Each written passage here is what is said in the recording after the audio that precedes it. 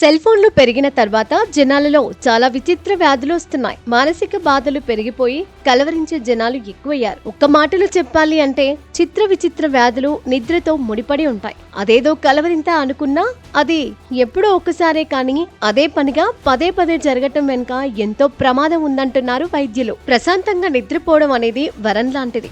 అది నిద్రలేమితో బాధపడే వారికి తెలుస్తుంది. అసలు నిద్రపోయేటప్పుడు కొందరికి ఎన్ని సమస్యలు ఉంటాయో తెలుసా?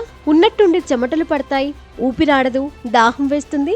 కొందరు నిద్రలో నడుస్తారు, మరికొందరు ఏదేదో మాట్లాడతారు. నిద్రలో ఎవరినో తిడతారు, కథలు చెప్తారు. అసలు ఇలా ఎందుకు చేస్తారు? ఏదైనా వ్యాధ ఇది? మనిషి మనసులో దాగి ఉన్న బాధకు, రుగ్మతకు సంకేతమే ఇలా నిద్రలో మాట్లాడటం.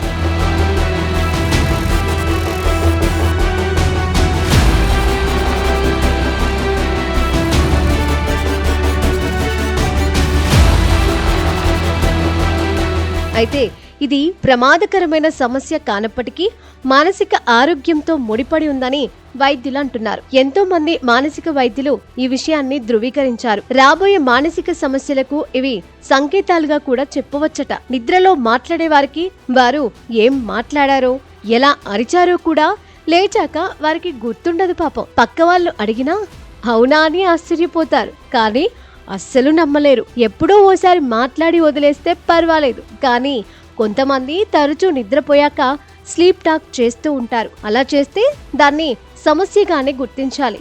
ఖచ్చితంగా వైద్యుని సంప్రదించాలి. వైద్య పరిభాషలో ఇలా నిద్రలో మాట్లాడే విధానాన్ని ఇదో రకమైన పోరాస్నోమియా అంటే నిద్రలో జరిగే అసాధారణ ప్రవర్తన అని అర్థం. ఇది వైద్యపరమైన సమస్య కాకపోవచ్చు, కానీ ఖచ్చితంగా మానసిక ఆరోగ్యానికి సంబంధించినదే. స్లీప్ టాక్ అనేది 30 సెకండ్ల పాటు ఉంటుంది.